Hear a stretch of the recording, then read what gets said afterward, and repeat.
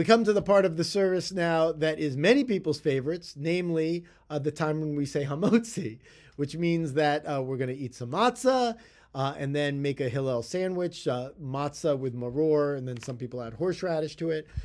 But there is a specific prayer, of course, and Passover is the only time that I can think of where we say a blessing for something, for an action, and then do not perform the corresponding action. Namely, we say the blessing for eating bread, but we do not eat bread. We eat matzah.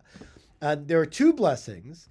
The first is the HaMotzi, and then the blessing specifically for eating of matzah. And so I will say both.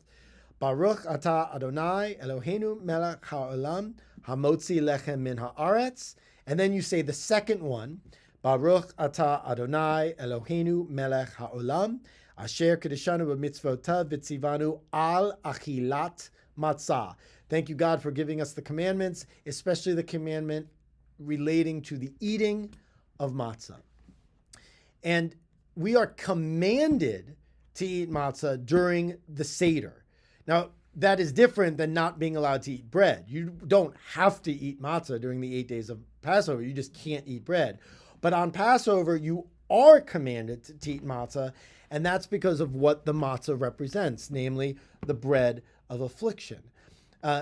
Growing up, I was always told, "Oh, we eat matzah because that's the bread that." The Israelites had the bread in the ovens, and then they were told they had to leave, and they had to rush, and it was very rushed, and that's why we eat matzah. And that's a good story, and it harkens back to our history, and it connects us in that way.